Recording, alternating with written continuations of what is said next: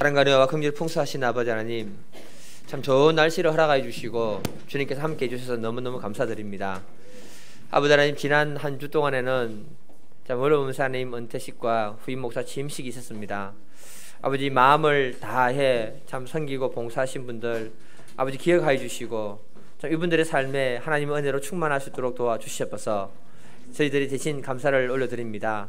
아버지 하나님, 또한 우리의 삶 가운데 주님께서 자녀들에게 복을 주시고 은혜를 베풀어 주심으로 다음 세대의 하나님을 향한 사랑과 열정이 식지 않도록 도와주시고, 또 저희들이 우리 자녀들에게 이 축복의 통로가 되어서 하나님을 잘 소개하는 믿음의 사람들로 살 수 있도록 도와주셔서, 아버지 하나님, 이 자리에 참 오신 분들 여러 가지 많은 염려와 근심과 걱정을 가지고 왔습니다.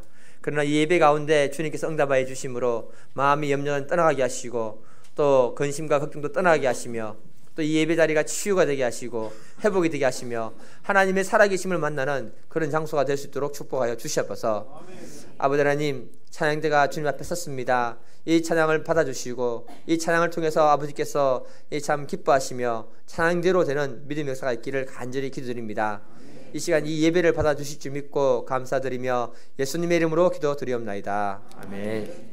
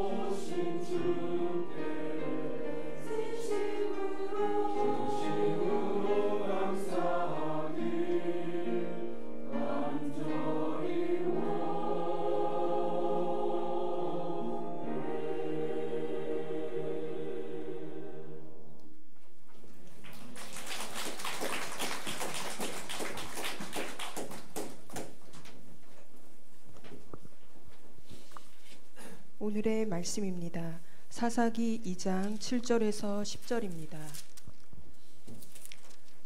사사기 2장 7절에서 10절입니다. 다 함께 읽겠습니다. 백성이 여호수아가 사는 날 동안과 여호수아 뒤에 생존한 장로들 곧 여호와께서 이스라엘을 위하여 행하신 모든 큰 일을 본 자들이 사는 날 동안에 여호와를 섬겼더라. 여호와의 종 눈의 아들 여호수아가 110세에 죽음에 무리가 그의 기업의 경내 에브라임 산지 가하스 산 북쪽 딥낫 헤레스에 장사하였고 그 세대의 사람도 다 그 조상들에게로 돌아갔고 그 후에 일어난 다른 세대는 여호와를 알지 못하며 여호와께서 이스라엘을 위하여 행하신 일도 알지 못하였더라. 아멘. 제목 같이 한번 읽어보겠습니다. 제목 시작. 제목이 좀 밋밋한 것 같은데요.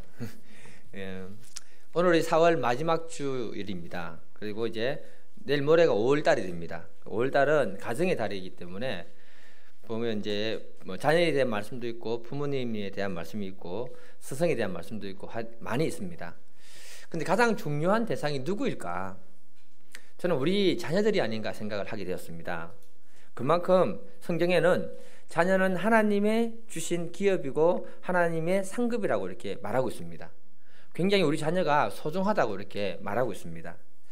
이런 우리 자녀들에게 하나님을 경외하는 믿음을 어떻게 전달할 것인가 고민이 되지 않을 수 없습니다. 왜냐하면 우리 자녀들은 이 세상 누구보다 소중한 존재들이기 때문에 그런 줄 믿습니다. 그래서 오늘과 다음 주는요, 다음 세대에 대한 고민을 우리가 같이 한번 나눠보고자 제가 말씀을 준비하고 있습니다. 이곳에는 지금 할머니, 할아버지도 계시거든요. 그러니까 할머니, 할아버지들도 손자, 손녀는 굉장히 소중하잖아요. 그렇잖아요. 예. 그리고 또 여기에는 결혼하지 않은 청년들이 있습니다. 이분들은 곧 결혼하셔가지고 자녀들을 낳게 되고 이 부분의 문제를 고민하게 되지 않을까 생각합니다. 그래서 이 오늘 말씀은요, 누구에게나 자녀 문제는 참 어렵고 힘들지만 중요한 부분을 같이 한번 다뤄보고자 합니다. 어느 유명한 기업인이 말하기를 세상에서 자기 마음대로 안 되는 게 두 가지가 있대요. 첫 번째가 골프라고 합니다. 공이 어디로 튈지는 모르겠대요. 두 번째는 뭐냐? 자녀 문제라고 했습니다. 자녀는 내 마음대로 안 된다. 예, 결론을 그렇게 내렸습니다. 그만큼 자녀들은 우리의 생각대로 잘 자라줬으면 좋겠는데 쉽지 않다는 것을 말하고 있는 것 같습니다. 그럼에도 불구하고 오늘은 말씀을 통해서 우리가 한번 깊이 있게 고민하면서 다음 세대들을 우리가 어떻게 축복하는 그 축복의 통로가 될 수 있는가, 이 부분을 같이 한번 생각해 보겠습니다. 사사기의 시작을 갖다가 이렇게 시작합니다. 사사기 1장 1절을 보게 되면 여호수아가 죽은 후에라고 시작합니다. 이 말씀이 의미하는 것은 뭐냐? 영적인 지도자였던 여호수아가 죽고 난 다음에 그 가나안 땅에 살아가는 다음 세대들이 어떻게 신앙생활을 하고 있는가, 이 부분을 갖다가 열어주는 이야기로 시작이 되는 겁니다. 그런데 사사기 2장 2절을 보면요, 이렇게 나옵니다. 같이 한번 읽어볼까요? 사사기 2장 2절 시작. 너희는 이 땅의 주민과 언약을 맺지 말며 그들의 제단을 헐라 하였거늘 너희가 내 목소리를 듣지 아니하였으니 어찌하여 그리하였느냐. 사사기 2장부터 하나님의 불편한 심기를 갖다가 드러내면서 이야기를 하고 있습니다. 하나님이 왜 이렇게 자신의 불편한 심기를 드러내고 이야기하고 있을까요? 그건 뭐냐 하면 다음 세대의 신앙의 문제가 있다는 것을 말해주고 있는 부분입니다. 그래서 오늘 읽지는 않았지만 본문 6절을 보게 되면 하나님이 뭐라고 하시느냐? 하나님이 그 백성들에게 정착할 수 있는 땅을 차지하도록 하셨다라고 말합니다. 무슨 말이냐면 그 가나안 땅을 하나님이 자기들의 힘으로 정착하고 빼앗도록 한 것이 아니고 하나님이 주셨다는 것을 어떻게 말하고 있는 부분이에요. 하나님이 그 땅을 어떻게 차지하도록 하셨냐면은, 제가 수요일 날 여리고성 정복에 대한 말씀을 드렸는데, 하나님이 여리고성을 정복하게 하실 때요, 사람들의 힘으로 하게 하신 것이 아니고 하나님의 방법으로 했다고 합니다. 그게 여호수아 6장 2절을 보게 되면 여호와께서 여호수아에게 이르시되 보라, 내가 여리고와 그 왕과 용사들을 내 손에 넘겨 주었다. 하나님이 여리고성을 점령할 때 먼저 약속을 주셨고 그 약속을 믿고 나아가니까 하나님의 방법으로 여리고성을 무너뜨려 주셨다. 이게 바로 여리고성에 대한 이야기입니다. 여호수아는 하나님의 약속을 믿었고 그냥 나아가서 시키는 대로 하다 보니 여리고성과 그 땅이 하나님의 방법으로 주어졌다, 이렇게 얘기하고 있는 겁니다. 그래서 여호수아는요, 나중에 가나안 땅을 정복하고 난 다음에 이렇게 고백합니다. 여호수아 10장 42절 같이 읽어보겠습니다. 시작. 이스라엘의 하나님 여호와께서 이스라엘을 위하여 싸우셨으므로 여호수아와 이 모든 왕들과 그들의 땅을 단번에 빼앗습니다. 하나님이 이스라엘 백성들을 위해서 싸워주셨다. 하나님이 그 땅의 왕들과 그들의 땅을 단번에 빼앗아 주셨다. 이렇게 고백하고 있습니다. 하나님이 이스라엘 백성들을 신앙교육하는 방법이 주로 사용하셨던 방법이 뭐냐 하면 하나님의 살아계심을 보여주셨다는 것입니다. 출애굽 1세대들에게 하나님은 그의 살아계심을 보여주셨습니다. 어떻게 보여주셨느냐? 애굽 땅에 있을 때 하나님은 10가지 재앙 속에서 그 백성들은 지키고 보호하시는 하나님을 보여주셨습니다. 또 그 백성들을 이끌고 나와가지고 홍해 앞에 섰을 때 하나님은 홍해가 갈라지는 것을 통해서 살아계시는 하나님을 그들에게 보여주셨습니다. 또 광야에 데려가서는요 40년 동안 그들에게 만나와 메추라기로 먹이시는 전능한 하나님을 보여주셨습니다. 출애굽 1세대들에게 하나님을 보여주시고요, 지금 2세대들이 가나안 땅을 정복해 들어가는데 그때도 여리고 성부터 해서 하나님의 방법대로 하나님이 누구인가를 보여주셨다는 것입니다. 하나님의 약속의 말씀을 믿고 나아갈 때 무너지는 믿음의 역사, 수많은 전쟁 속에서 하나님이 자기들을 보호하고 그 땅을 주시는 역사, 이것들을 눈으로 봤다는 겁니다. 너무나 쉽게 하나님이 자기들을 위해서 일해주시는 살아계신 하나님을 보았다는 겁니다. 그래서 나중에 여호수아가 죽기 전에 설교를 합니다. 뭐라고 하는가 하면 여호수아 24장 15절에 보면 만일 여호와를 섬기는 것이 너에게 좋지 않게 보이거든 너희 조상들이 저 강 쪽에서 섬기던 신들을 섬기든지 너희가 거주하던 땅에 있는 아모리 족속들의 신을 섬기든지 너희가 섬길 자를 오늘날 택하라. 나와 내 집은 오직 여호와 하나님만 섬기겠다. 여호수아가 백성들에게 너희들이 무엇을 섬길 것인지 택하라 그렇게 말했을 때 이들이 반응이 이렇게 나옵니다. 여호수아 24장 16절 17절 같이 한번 읽어보겠습니다. 시작. 백성이 대답하여 이르되 우리가 결단코 여호와를 버리고 다른 신들을 섬기기를 하지 아니하오리니 이는 우리 하나님 여호와께서 친히 우리와 우리 조상들을 인도하여 애굽 땅 종되었던 집에서 올라오게 하시고 우리 목전에서 그 큰 이적들을 행하시고 우리가 행한 모든 길과 우리가 지나온 모든 백성들 중에서 우리를 보호하셨음이며. 여호수아가 택하라 선택의 문제를 주었을 때 그들이 뭐라 하느냐? 우리는 결탄코 하나님을 버리지 않고 하나님을 섬기겠다라고 고백합니다. 그 이유가 뭐냐면 17절을 보시게 되면요, 우리 눈앞에서 큰 이적을 행하시는 하나님을 보았다라고 고백을 합니다. 이들이 하나님을 버릴 수 없었던 이유는 뭐냐? 자신들 눈앞에서 역사하시는 살아계신 하나님을 경험했다 이렇게 말하고 있는 거예요. 본문 7절도 같이 한번 보게 되면요, 백성이 여호수아가 사는 날 동안 여호수아 뒤 생존한 장로들 곧 여호와께서 이스라엘을 위해서 행하신 모든 큰 일을 본 자들이 사는 날 동안 여호와를 섬겼더라. 여호수아와 같이 살았던 그 시대 그 백성들도 하나님을 섬겼는데 그들 앞에 살아 역사하신 하나님을 눈으로 보았기 때문에 섬겼다 이렇게 고백하고 있습니다. 하나님이 이스라엘을 위하여 행하신 모든 큰 일을 사람들이 보았다. 이렇게 하나님을 본 사람들은 하나님을 섬길 수밖에 없었다라고 선포하고 있는 겁니다. 여러분, 출애굽 1세대, 출애굽 2세대 이 사람들은 전부 전능하신 하나님을 눈으로 보았다는 것입니다. 그래서 이들은 하나님을 섬기는 사람이 되었다 이렇게 얘기하는 겁니다. 이게 바로 신앙의 핵심입니다, 여러분. 그런데 안타까운 것을 소개하는 것이 뭐냐? 10절인데요 10절에 이렇게 소개합니다. 같이 읽어보겠습니다. 시작. 그 세대의 사람도 다 그 조상들에게로 돌아갔고 그 후에 일어난 다른 세대는 여호와를 알지 못하며 여호와께서 이스라엘을 위하여 행하신 일도 알지 못하였더라. 가나안 땅을 점령했던 그 백성들이 나중에 하나님을 경험한 사람들이 다 죽고 난 다음에 가나안 정착 2세대라고 할 수 있는 사람들이 하나님을 알지 못했다 이렇게 말합니다. 그리고 이스라엘을 위해서 행하신 하나님의 놀라운 역사도 듣지 못했다 이렇게 얘기합니다. 이들의 문제를 두 가지를 지적하는데 하나는 뭐냐? 살아계신 하나님을 경험하지 못한 세대다 이렇게 얘기하는 거예요. 두 번째는 하나님이 놀라운 일을 행하셨는데 그것을 부모로부터 잘 듣지 못했다 이렇게 말하고 있습니다. 이들은 출애굽 3세대라 할 수 있고 가나안 정착 2세대라 할 수 있는 사람들인데 이들이 특별히 악해서 게을러서 하나님을 떠나고 하나님을 섬기지 않았다 이렇게 말한 것이 아닙니다. 그들에게는 하나님을 경험할 수 있는 기회가 없었다 이렇게 얘기하는 겁니다. 이해가 되시죠?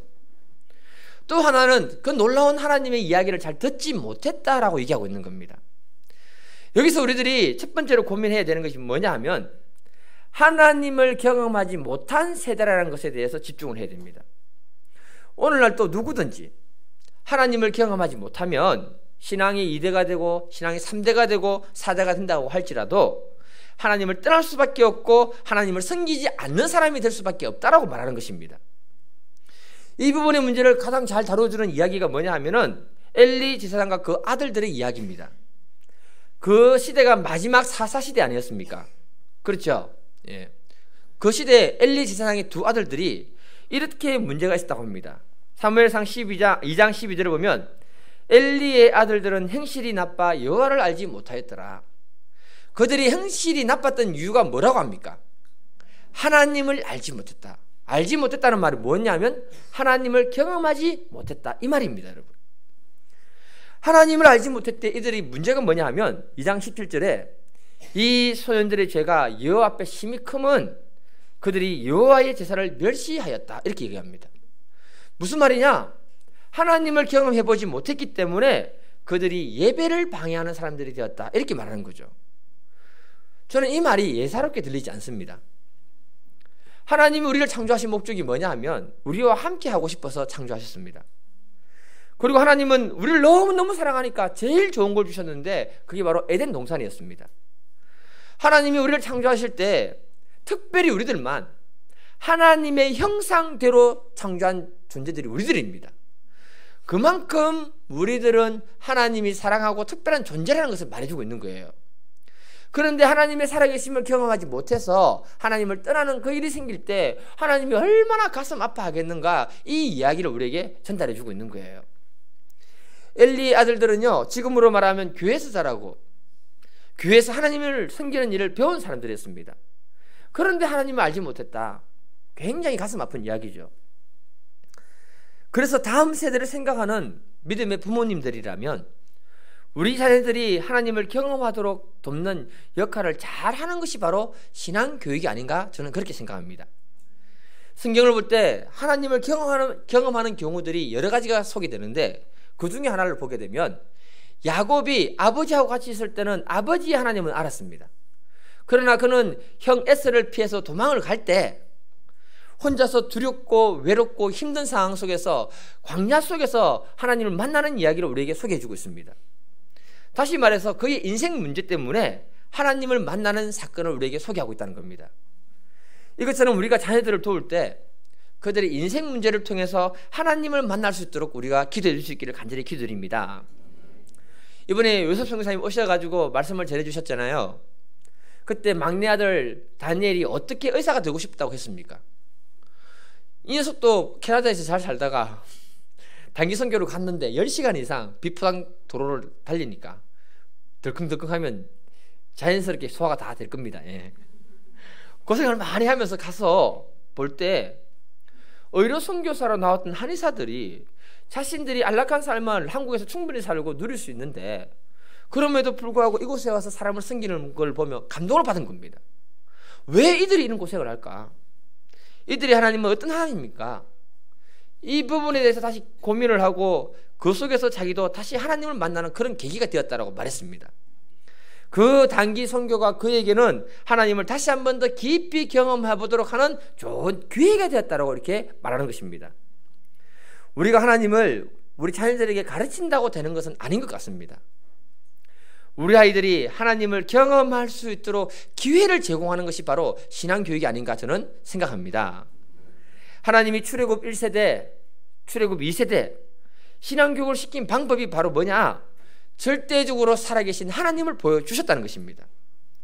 그래서 우리 세대보다 우리 다음 세대가 하나님을 더 잘 섬기지 못하는 이유는 다른 것이 아니고요. 그들이 우리보다 악하거나 게으르거나 문제가 있어서 하나님을 떠나는 것이 아니라는 것입니다. 그 이유는 단 하나, 살아계신 하나님을 직접 경험하고 누리지 못했기 때문이라고 성경은 말하고 있는 것입니다. 그래서 우리 자녀들을 위해서 해야 하는 것이 무엇일까요? 그들에게 살아계신 하나님을 경험할 수 있도록 기회를 계속 우리가 제공할 수 있기를 기도드립니다.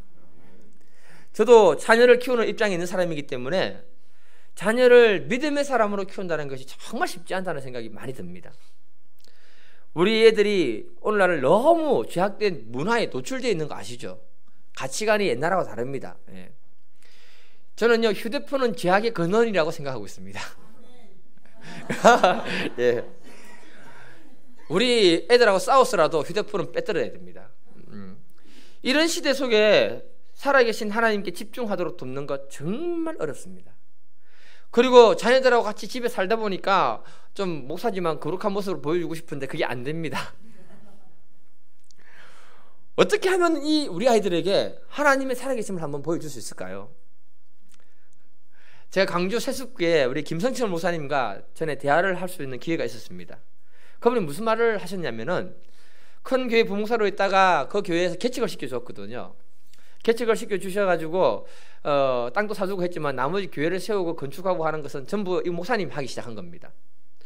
그 교회를 세우는 모든 과정을 누가 지켜봤겠습니까? 그 자녀들이 지켜본 거예요. 그러면서 그 어려운 과정 속에 기도하면서 하나님이 그 교회를 세우시고 능력으로 역사하시는 것을 이 아들들이 눈으로 보고 된 것입니다. 그러면서 큰아들 바울이 뭐라고 하느냐, 하나님이 살아있긴 살아있는가 보다. 이렇게 얘기를 한 거예요. 부모님이 어려운 가정 속에서 기도하면서 그 문제를 해결하는 걸 보면서 그 속에 개입하시는 살아계신 하나님을 눈으로 본 것입니다. 자녀들은 말을 하지 않지만 우리 옆에서 우리가 하나님이 살아계신지를 다 지켜보고